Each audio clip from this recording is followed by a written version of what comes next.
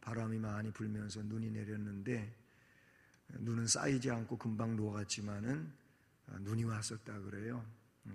영상 4도까지 내려간. 오늘 아침이 강원도 철원 같은 데는 영상 4도까지 내려갔다 그러더라고요. 많이 춥죠. 여기는 9도. 우리가 추우면, 날이 추우면 옷차림이 달라지잖아요. 그렇죠?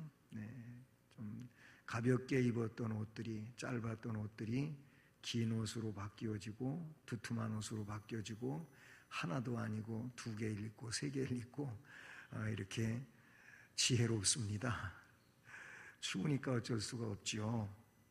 근데 저는 모든 세상살이에 그렇겠습니다마는 영적인 일에도 이렇게 모든 것에 대처하는 이 지혜가 필요하다 이렇게 생각합니다. 지혜로워야 영적으로 행복하게 또 신앙의 삶을 살면서 우리 하나님 앞에 영광을 돌릴 수 있다고 생각합니다. 예수님은 하나님이시기 때문에 정말 우리가 따라갈 수 없는 지혜를 갖고 계시고 그래서 영적인 싸움에서도 번번이 이겼습니다. 할렐루야. 근데 우리는 영적인 싸움에서 번번이 이겨야 되는데 죄송하지만 번번이 깨지는 이런 일이 없지 않아 있어요. 우리 번번이 이길 수 있기를 바랍니다. 앞에 말씀해 보게 되면 예수님이 세례를 받으시고 요단강에서 세례를 받으시고 돌아오셔서 제일 먼저 있으셨던 일이 뭐냐면은 광야에서 40일 동안 금식기도 하시고 성령에 이끌리셨다고 말하고 있고 그래서 또 3가지 중대한 시험을 겪으십니다. 물론 예수님이 시험에 질 뿐이 아니죠. 그런데 앞에 그런 3가지 시험에 대한 내용들이 나와요. 네가 만일 하나님의 아들이라면 배고프지 않니? 이 돌들 떡덩이가 되게 해서 배불리 먹어라. 이런 내용이 나오고 있어요. 그러나 우리 주님은 기록된 바 주 너의 하나님께 경배하고 다만 그를 섬겨라. 그런 얘기로 2번째 시험을 물리치지 않습니까? 그러니까 이 첫 번째도 2번째도 3번째도 시험의 내용들이 3절에서부터 9절 10절까지 쭉 이어져 내려가고 있는 것을 우리가 보게 됩니다. 사탄이 아주 최고의 지혜를 가지고 예수님께 접근해 가지고 말하지만 예수님은 한결같이 기록되었으되 기록된 말씀을 가지고 사탄의 시험을 물리치는 이런 내용들을 보게 됩니다. 그래서 4절에도 기록된 바라고 기록되어지고 있고 8절에도 역시 기록된 바라고 또 돼 있어요. 그리고 10절에도 기록되었으되 하고 말씀하고 있는 거예요. 여러분, 기록된 하나님의 말씀이 승리할 수 있는 방패가 되기도 하고 때에 따라서는 말씀의 검으로 사탄을 제압하는 이런 일이 되는 줄로 믿습니다. 예수님은 이렇게 시험을 이기셨어요. 그리고 이 땅에 오신 그 목적은 죄로 멸망할 인류를 구원하는 구원사역이죠. 이 구원사역을 위하여 공생애를 시작하시게 되는데 오늘 말씀을 보게 되면 그 공생애 초기에 고향 나사렛 회당에서 안식일에 강론하신 일을 오늘 본문 말씀에 담고 있습니다. 그래서 16절에 예수께서 그 자라나신 곳 나사렛에 이르사 안식일에 늘 하시던 대로 회당에 들어가서 성경을 읽으려고 서심해. 여기서 우리가 눈여겨볼 수 있는 것은 안식일 날 늘 하시던 대로라는 말이죠. 늘 하던 대로 성경을 읽고 예배를 드리고 하는 이런 일들은 우리가 닮아야 될 그런 일인 줄로 믿습니다. 늘 성경 읽으시나요? 아멘. 늘 성경 읽으시기 바랍니다. 늘 성경 읽으시면 성경이 곧 영혼의 양식이기 때문에 늘 성경을 읽는 이런 이들에게 말씀을 통하여 생명의 양식이 풍성하게 주어질 줄로 믿습니다. 그런데 예수님은 이사야의 글을 청했어요. 이사야의 예언의 책을 가지고 와라.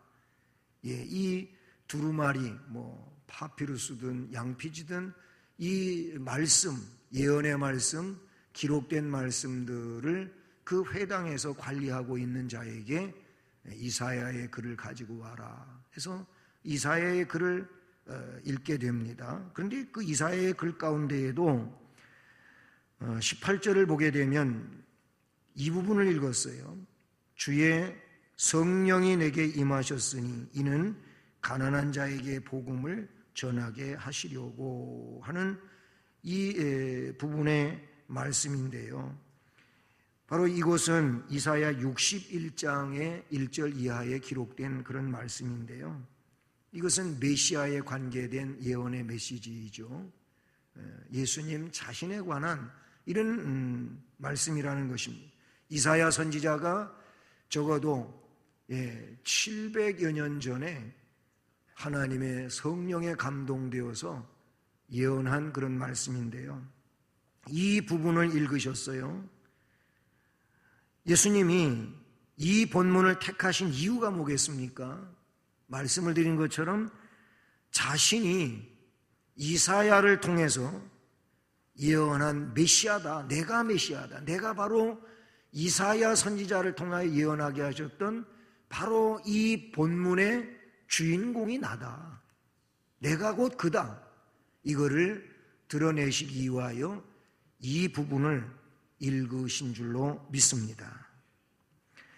예수님은 이 예언서를 봉독하신 후에 회당에 모인 회중들에게 이렇게 물으셨어요. 이렇게 말씀하셨어요. 이 글이 오늘 너희 귀에 응하였느니라. 21절에 기록되고 있죠. 이사야가 적어도 700여 년 전에 예언했었는데 그것이 지금 이루어졌다.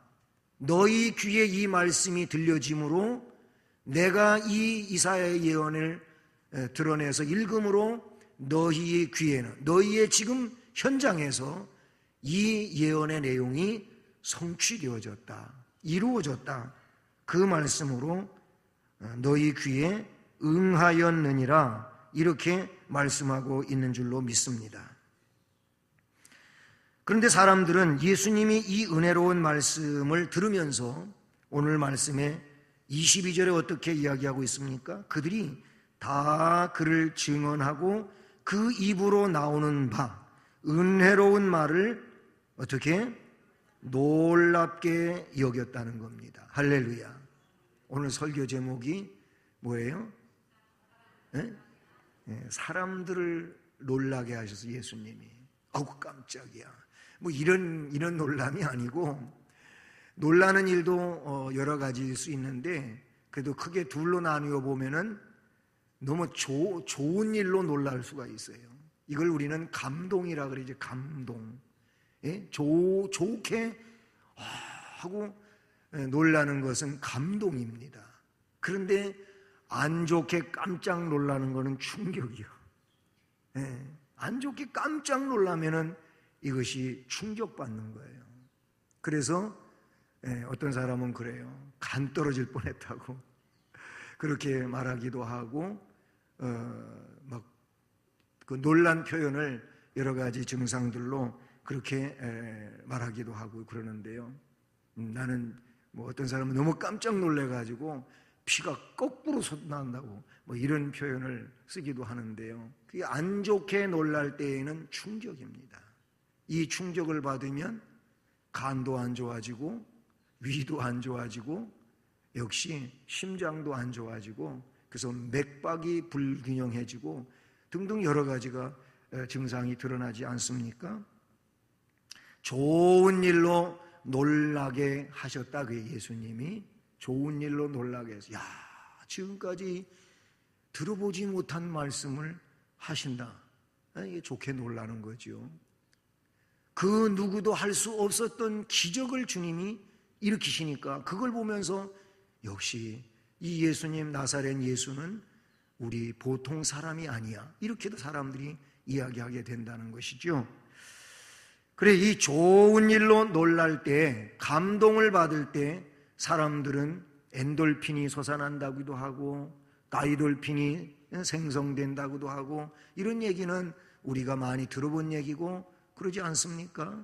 좋은 일로 감동받으면 그렇게 되는 줄로 믿습니다. 근데 안 좋은 일로 놀라게 되면은 말드린 것처럼 충격을 받게 되는데, 이때 생겨나는 것은 내 몸을 좋지 않게 만드는 이 아드레날린이라고 하는 그런 호르몬이 배출되는 거예요. 그래가지고 여러 가지 부작용이 내 몸 안에서 일어나게 된다는 사실이죠. 사람들은 그래서 예수님의 이 말씀을 들으면서 이 은혜로운 말을 놀랍게 여겨, 좋은 일로 놀랐다고 하는 표현은 은혜로운 말이라는 것이 나와요. 은혜로운 말을 충격받는 사람이 어디가, 안 좋게 놀라는 사람이 어디가 있어요? 은혜로운 말은 감동을 받잖아요. 감동을.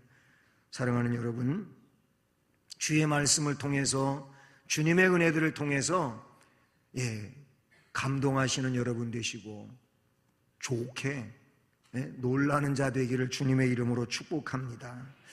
누가복음에 만도 예수님에 의하여 놀란 사건이 참 많이 나와요. 사람들이 예수님의 그 훌륭한 역사들에 대하여 누가복음에만도 그렇게 놀랐다고 하는 내용들이 꽤나 많이 나오거든요. 그래서 오늘은 그런 말씀들을 좀 찾아보면서 주님께 은혜 받고 우리도 놀랄 수 있기를 바랍니다.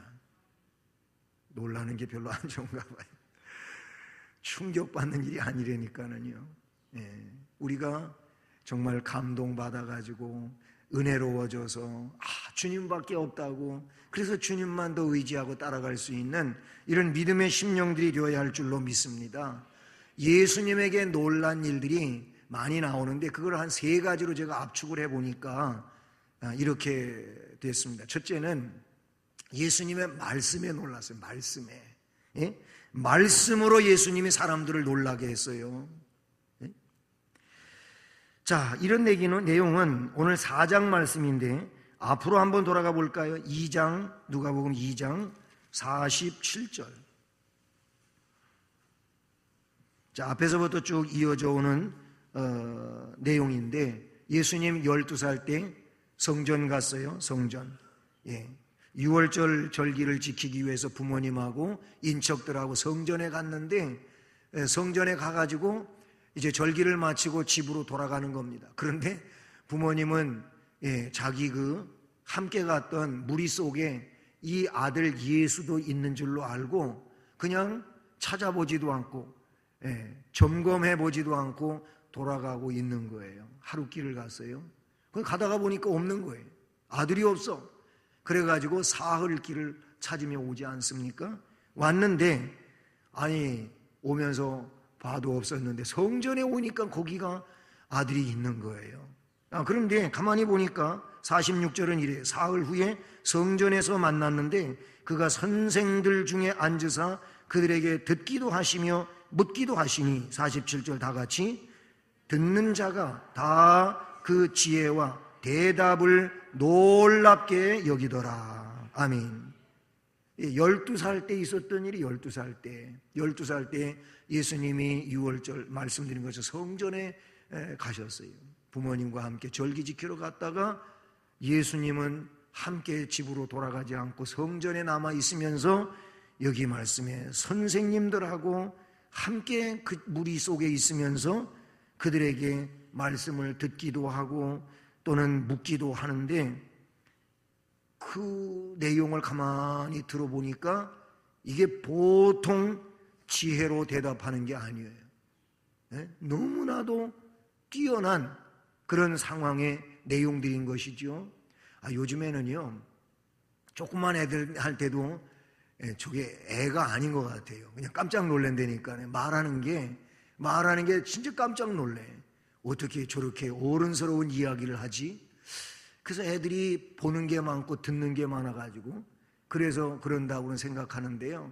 언제 한 번은 우리 교회의 아이였는데 조그만 아이예요. 이제 말을 배워갖고 얼마 안 되는 거예요.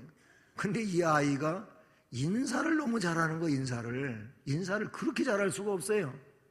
그래가지고 너무나도 애가 귀여워가지고 그래서 제가 주머니에서 좀 이렇게 꺼내서 줬어요.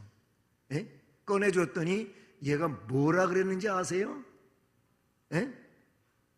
보통 고맙습니다, 감사합니다 이러잖아요. 근데 얘가 무슨 얘기를 했냐면은 좋은 데 쓰겠습니다. 아니 조그만 애가 좋은 데 쓰겠습니다 그러는 거예요. 나 깜짝 놀랐어요. 아니 저런 애가 어떻게 저런 말을 하냔 말이에요. 우리 교회 유치부에까지 있다가 얼마 전에 거리가 멀어져 가지고 지금 교회를 못 오고 있어요. 셋째 아이를 낳고. 뭐 이쯤 얘기하면 아시는 분도 있겠지만은 아니 그런 얘기를 하니 깜짝 놀랐어요. 예수님은 12살 때 선생님들하고 얘기하는데 선생님들하고 얘기를 하지만 수준이 그 이상인 거예요. 그러니까 사람들이 듣는 자가 다 그 지혜와 대답을 놀랍게 여기더라. 사람들이 놀라버려. 예수님 12살 때. 다음에 오늘 본문 있는 대로 돌아옵시다. 4장 32절. 오늘 4장 본문 뒤로 나가죠. 4장 32절 같이 읽습니다. 시작. 그들이 그 가르치심에 놀라니 이는 그 말씀이 권위가 있음이로라. 아멘. 예수님 이제 지도자가 돼가지고 가르치시는 거예요. 이제 공생애가 시작이 됐어요. 그래서 사람들 앞에서 천국의 복음을 가르치시는데 그 가르치심에 놀랐다 그랬어요. 왜 놀랐느냐 하면은 그 말씀이 권위가 있음이로라 그랬어요. 보통 훌륭한 랍비들이 이야기하는 것과는 차원이 다른 이야기를 예수님이 말씀하시는 거예요. 예수님의 말씀은 놀라운 말씀입니다. 성경에 기록되어진 예수님의 말씀들은 우리를 놀라게 하는 말씀인 줄로 믿습니다. 왜냐하면 그것이 진정한 진리이고 은혜의 내용이기 때문에 그래요. 근데 많은 사람들이 예수님의 말씀을 읽으면서도 놀라지를 않는데 이게 참 너무나도 강팍하고 감동이 메말라 버린 거예요. 이게 참 문제가 아니겠습니까? 또 나아가서 이제 한참 뒤로 가봅시다. 누가복음 20장 말씀으로 넘어가 봅시다. 누가복음 20장 25절과 26절. 20장 25절 26절 같이 읽습니다. 시작. 이르시되 그런즉 가이사의 것은 가이사에게 하나님의 것은 하나님께 바치라 하시니 그들이 백성 앞에서 그의 말을 능히 책잡지 못하고 그의 대답을 놀랍게 여겨 침묵하니라. 아멘. 아니 예수님을 사실은 이들이 이 바리새인들이 서기관들이 예수님을 아주 요것만 가지고 질문한 다음에 예수님 꼼짝없이 이러지도 못하고 저러지도 못하고 진퇴양난이다, 설상가상이다, 이거 못 빠져나간다 이렇게 생각한 내용이 있어요. 그게 뭐냐면 세금을 로마 정부에다가 바쳐야 됩니까 말아야 됩니까? 이런 질문을 앞에서 했거든요. 자, 로마 정부에다가 바치라고 하면 유대인들한테 별로 호감이 안 가는 얘기예요. 뭐 성경적으로 말하면 그들이 생각하는 대로라면은 그게 참 맞는 얘기인데 이게 또 안 그렇잖아요.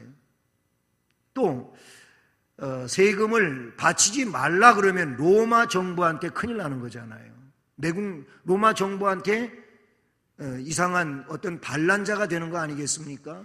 그러니까 바치지 말라, 바쳐라 이래도 저래도 문제가 생기는 질문이어요. 그래서 예수님 이 질문 앞에는 이제는 낚싯바늘에 낀 것과 같이 된다. 이 사람들이 그렇게 생각을 했어요. 그때 예수님이 이것도 저것도 아니요. 야, 지금 통용되고 있는 로마 화폐를 좀 가지고 와봐라. 그 동전 하나를 가져왔어요. 사람 동전을 내놨어요. 그래서 예수님이 묻습니다. 여기에 나오는 이 동전에 누구의 형상과 누구의 글이 기록되어져 있느냐? 뭐 가이사 황제의 형상이 있을 테고 로마의 글이 거기에 적혀 있지 않겠어요? 로마 화폐니까. 그렇죠? 틀리지 않잖아요. 그때 예수님이 말씀하신 거예요. 그런즉 가이사의 것은 가이사에게 바치고 하나님의 것은 하나님께 바쳐라.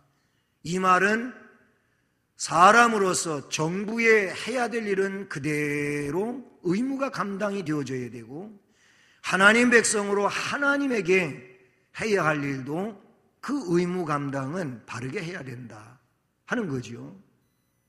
그 말씀을 하셨어요. 그 말씀 앞에 사람들이 그들이 백성 앞에서 그의 말을 능히 채잡지 못하고 그의 대답을 놀랍게 여기면서 입을 꽉 다물었다. 더 이상 할 말을 못하더라. 이런 말씀을 이 말씀에 담고 있습니다. 예수님을 무슨 이렇게 변론을 해가지고 예수님을 이기려고 하는 이 자체가 이게 교만한 것이고 이게 잘못된 거잖아요. 그렇죠? 어떻게 예수님을 이길 수가 있겠습니까? 예수님은 사람들이 이길 수 있는 대상이 아니에요. 예수님은 하나님이십니다. 말로서 예수님은 진리를 말하기 때문에 진리를 말씀하시는 예수님 앞에 우리가 취할 자세는 감동할 일밖에 없는 거예요. 예수님 말씀은 그거잖아요.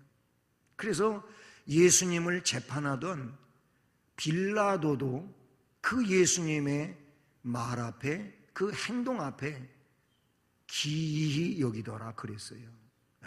이는 저 유대인들은 이 예수를 십자가에 못 박으라고 이렇게 아우성치고 있지만은 이 예수라고 하는 나사렛 예수는 저들이 그렇게 십자가에 못 박으라고 하는 죄를 지은 자도 아니고 정말 어디서 보기 힘든 이러한 사람이라고 빌라도는 그렇게 스스로 인정을 했어요. 그러면서도 자기 이 정치적 입지 때문에 예수님을 그냥 십자가에 못 박으라고 유대인들이 요구하는 대로 내준 거죠. 참 빌라도도 그런 거 보면은 그런 면에서는 못났어요. 그래갖고 오늘날까지도 사도신경 신앙 고백에서 뭐라 그래요?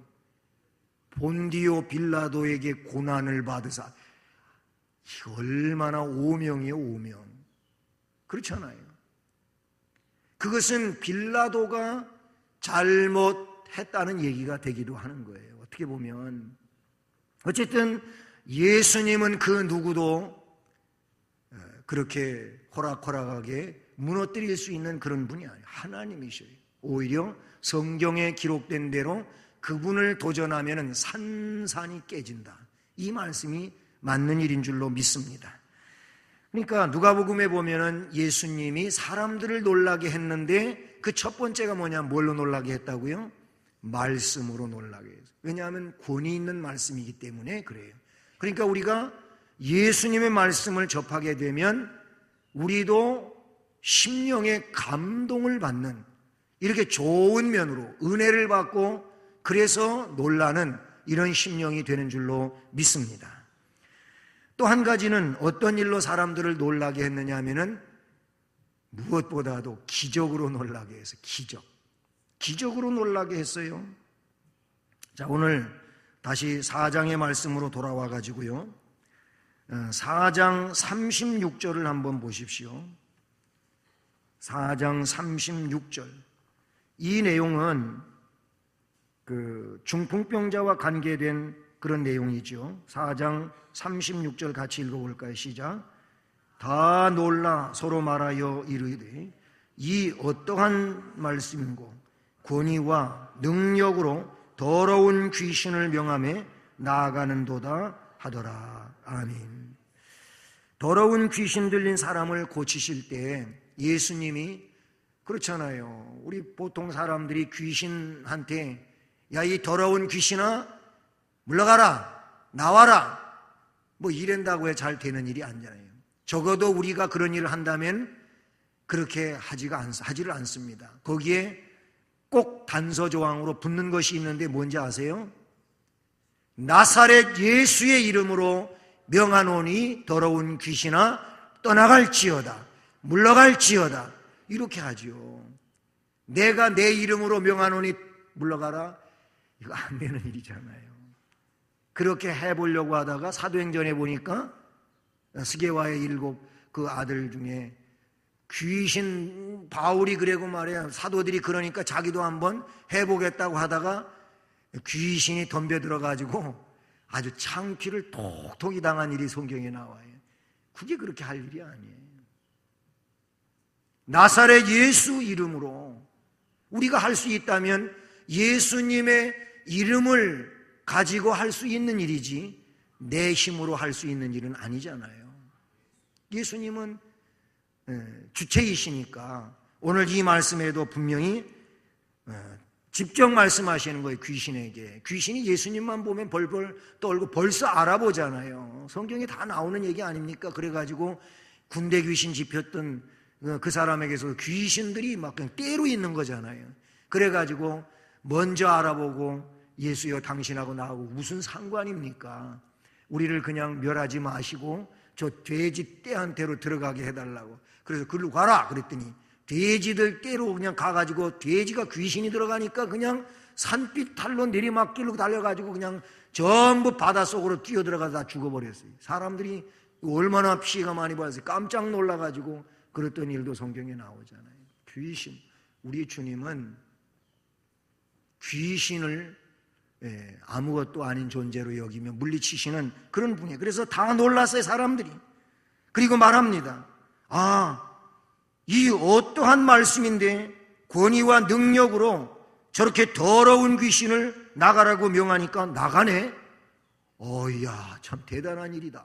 놀래버린 거예요.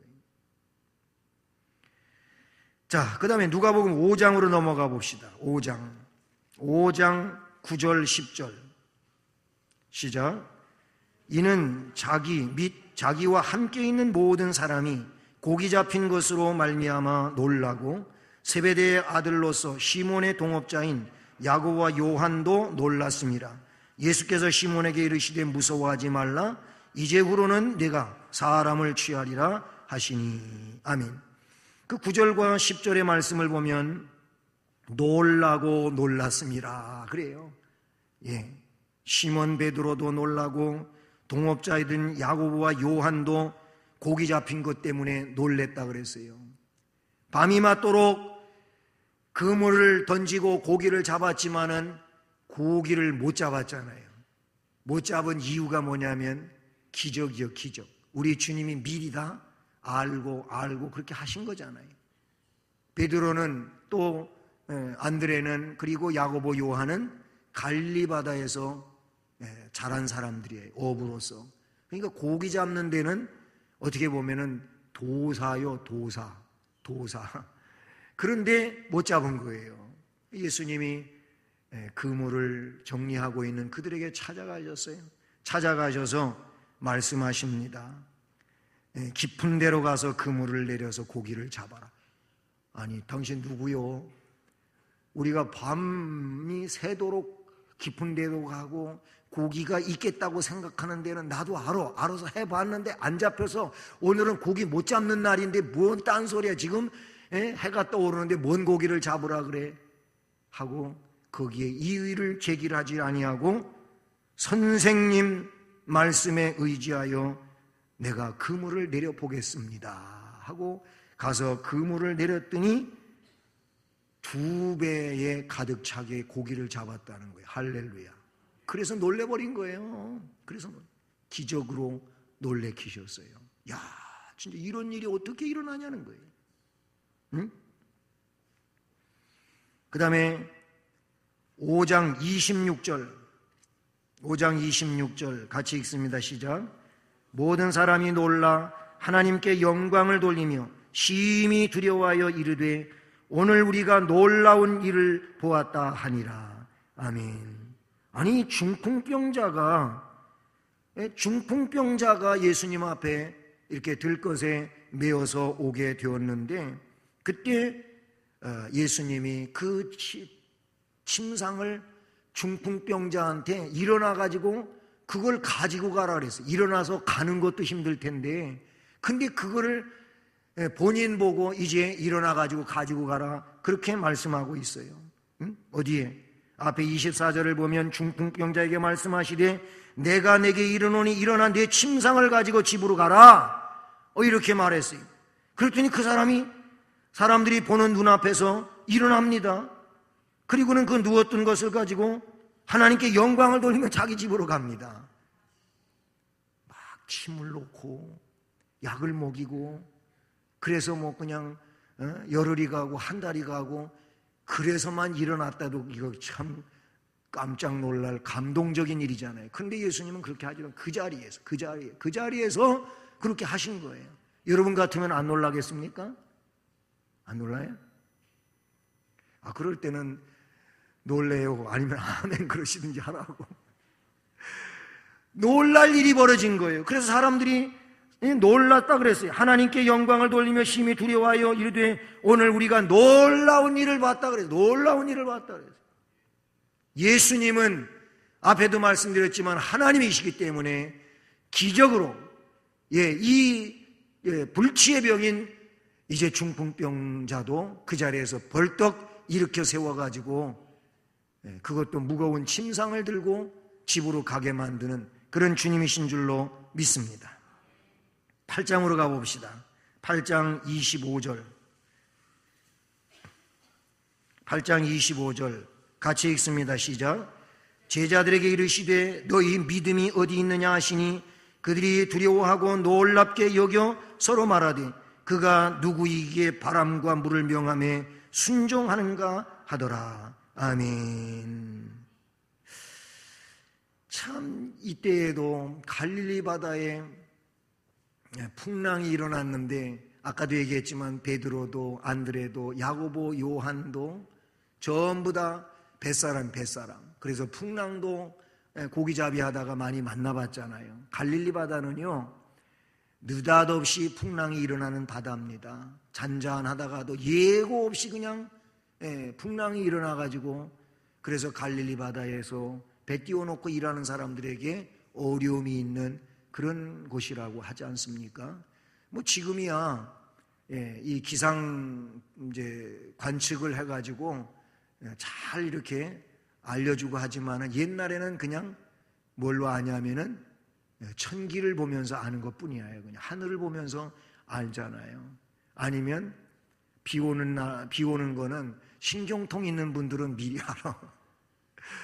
미리 알아요. 그냥 뭐 이 관절 안 좋은 거 그런 게 아니고, 신경통이 있는 분들은 적어도 비가 올라치면 이틀 전서부터 다리가 묵직하고 쑤시면서 좀 아파요. 저도 오른쪽 다리에 신경통이 약간 있어요. 그래서 하나님이 일기예보를 하라고 알려주시는 것 같아요. 그래서 이 다리가 평소보다 조금 아프면 우리 집사람한테 야 이거 날이 멀쩡한데 뭐 비 온다는 얘기도 없는데 비 올라는가 봐. 내 다리가 아파. 그러거든. 근데 이상하게도 이틀 지나면 아니면 하루 지나면 비가 와. 참 이게 신경통이 그런 데는 써먹을 만해. 다른 데는 절대로 써먹을 일이 없지만은 그런 데는 써먹을 만해요. 자, 그런데 그 갈릴리 바다는 그런 정도 가지고 글쎄 좀 감이 올래는지는 모르겠지만은 이게 잘 감이 안 와요. 느닷없이 풍랑이 일어나는데 이때도 그랬어요. 그래서 어부들이 이 풍랑 때문에 아주 고심을 하다가 어려움을 겪는다, 그런 얘기예요. 그래서 예수님을 깨웠어요. 주무시는 예수님을 깨워가지고 우리가 지금 다 물에 빠져서 죽게 생겼습니다. 예수님 좀 어떻게 좀 해보세요. 이거예요. 그랬더니 예수님이 뭐라 그랬어요? 야, 너희 믿음이 어디 있느냐? 나를 믿으면 그냥 가면 되지. 이런 식이에요. 너희 믿음이 어디 있느냐 하시면서 그들이 두려워하고 놀랍게 여겨 여기 그런 말씀을 하고 있어요. 예수님은 풍랑과 바람을 잔잔케 만드셨습니다. 그래서 사람들이 놀랬다고 하는 말을 이 말씀에 담고 있다는 사실이죠. 그래요. 누구이기에 바람과 물을 명하여 순종하게 하는가? 누구요? 예수님이지. 누구요? 하나님이시지. 하나님이 못하실 일이 어디가 있느냐, 그런 얘기예요. 그 다음에 또 8장 더 넘겨서 56절을 봅시다. 56절 같이 읽어보시겠습니다. 시작. 그 부모가 놀라는지라 예수께서 경고하사 이 일을 아무에게도 말하지 말라 하시니라. 아멘. 이 사건은 회당장 야이로의 딸이 처음에는 그냥 아프는 줄로만 알았는데 결국 죽었어요. 죽었어. 이제 죽으면 끝난 거 아닙니까? 사람이 볼 때에는. 뭐 죽으면 이제 목숨이 끊어졌으면 끝난 건데, 이 말씀에 보게 되면 예수님이 그 회당장 야이로의 딸을 살려내십니다. 할렐루야. 살려내셔요. 아이야 일어나라 그랬어요. 그러니까 이 아이가 일어나게 됩니다. 예수님이 이 아이에게 먹을 것을 갖다 주어라 그랬어요. 왜 그러셨을까요? 배도 고프니까 먹을 걸 주라고도 하셨겠지만은 이게 죽었다가 살아난 게 분명한 것을 증명시키고자 그렇게 하셨다고도 볼 수 있는 거예요. 그래서 그 부모가 놀랐다 그랬습니다. 그렇잖아요. 딸이 죽었다가 살아나면 깜짝 놀랄 일 아니에요. 이게 너무 기쁜 일 아니겠습니까?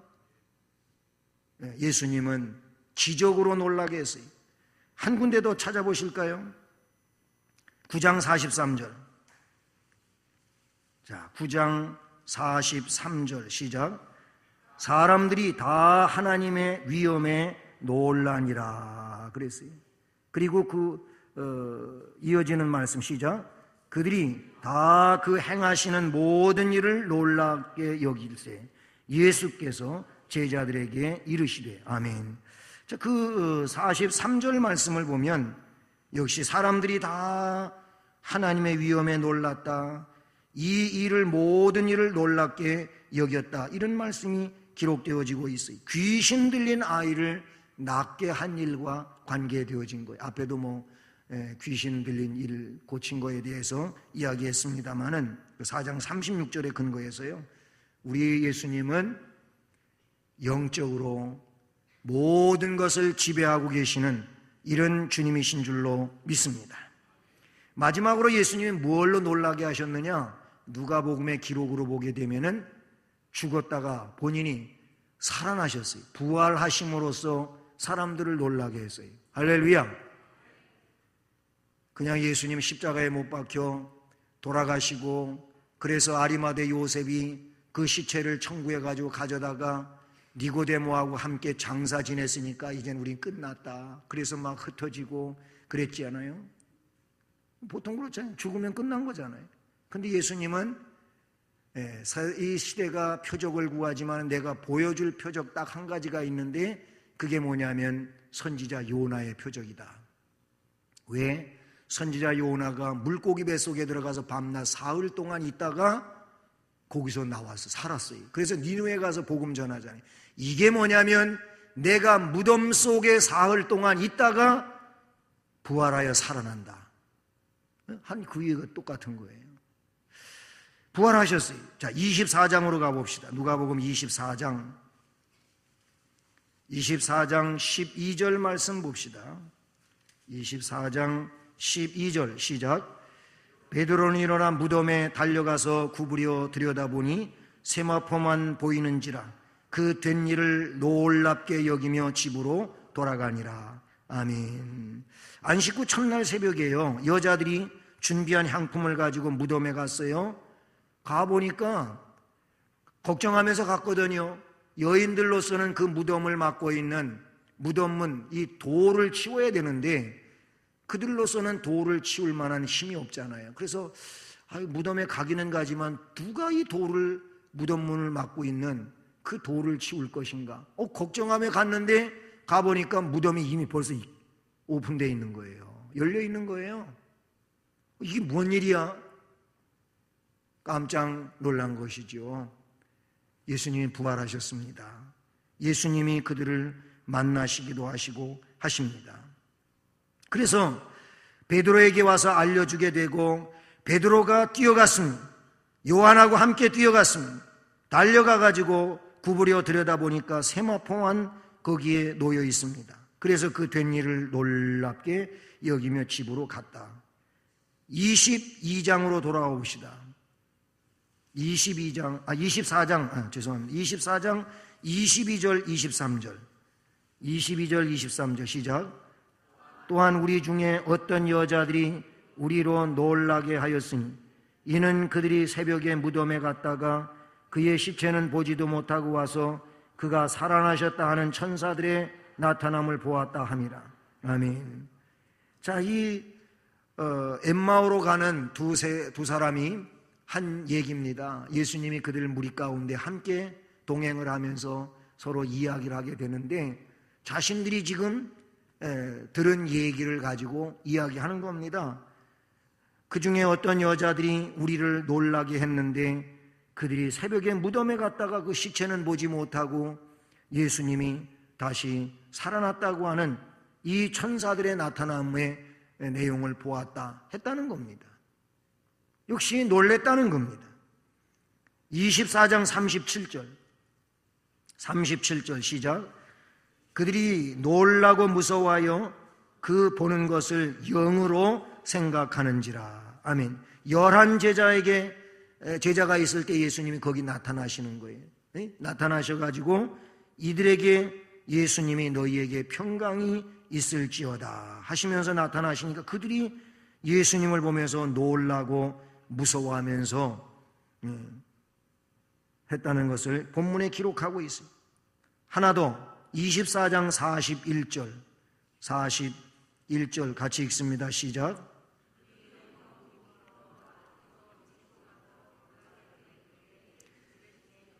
여기 무슨 먹을 것이 있느냐 하시니. 아멘.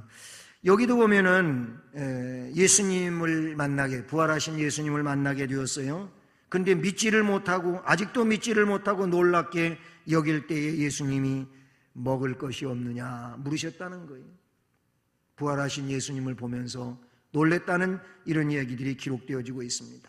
누가복음에는 그렇고 다른 복음서에도 또 놀란 일들이 많이 있는데 그것은 생략하고요.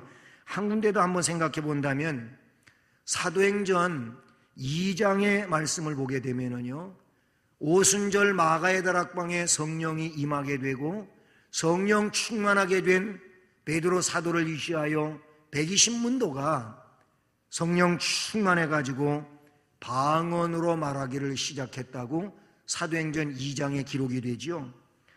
근데 거기 말씀에 보면 이런 얘기가 나와요. 성령에 의하여 방언을 하는 것을 사람들이 듣고는 다 놀라 신기하게 여기며 이 말하는 사람들이 다 갈릴리 사람들이 아니냐? 그런데 우리가 우리 지역의 방언으로 듣게 되는 것이 어찌미냐? 우리들은 적어도 15개 지역과 나라에서 오지 않았느냐? 하면서 거기 15개 지역을 언급하고 있는데 바데, 메데, 엘림, 메소포타미아, 유대, 갑바도기아, 본도, 아시아, 부르기아, 밤빌리아, 애굽, 리비아 또는 로마, 그레데, 아라비아, 이 15개 지역이 거기에 언급되고 있어요. 근데 다 그들은 자기들 언어가 있거든요. 언어가 있어요. 그런데 베드로 사도가 방언으로 설교를 하는데, 말을 하는데 자기네 나라 말로 알아듣는 거예요. 할렐루야. 그래서 이 방언을 단회적 방언이라고 신학에서는 이야기합니다. 한 번 있었던 일이라는 거예요. 아니, 제가 이렇게 유창한 한국말로다가 뭐 중국 사람, 일본 사람, 미국 사람, 뭐 프랑스 사람, 독일 사람, 영국 사람, 아니 그렇게 말이 다른 15개국 사람들이 있는 데서 사랑하는 여러분 안녕하십니까 하면서 내가 설교를 했다고 생각해요. 그런데 이 사람들이 무슨 통역기계가 있는 것도 아니고 통역관이 있는 것도 아닌데 다 자기네 말을 알아들은 거예요. 할렐루야. 이런 일이 있다니까요. 그 사람들이 깜짝 놀란 거예요, 그때. 그래서 사도행전 그 2장 12절에 보면 뭐라고 이야기하고 있냐면은 거기에 놀랐다는 얘기가 나와요. 이건 깜짝 놀란 거예요. 놀라가지고 말하고 있는 거예요. 15개국 방언으로 사람들이 알아들으면서 다 놀라며 당황하여 서로 이르되 이 어찌 된 일이냐 하며 어떤 이들은 조롱을 하기까지 하는데 세술에 취하였다 하더라 그랬어요. 이런 사람들은 나쁜 사람들이고 다 야 진짜 신기하다, 정말 이거는 감동된다, 뭐 이런 식이지요. 사람들이 놀라버린 거예요. 사랑하는 성도 여러분, 우리 주님은 좋은 내용들로, 은혜로운 것들로 사람들을 놀라게 하시는 분인 줄로 믿습니다. 그러므로 주님으로부터 은혜로움 속에서 놀라 감동받는 자들이 되기를 주님의 이름으로 축복합니다. 말씀을 들으면서 감동을 받으시고, 말씀을 읽으면서 감동을 받으시고, 주님의 놀라운 역사들에 대하여 감동을 받으시고, 그래가지고 여러분 영적으로 업되시기를 축복합니다. 사랑의 하나님 아버지, 감사를 드립니다.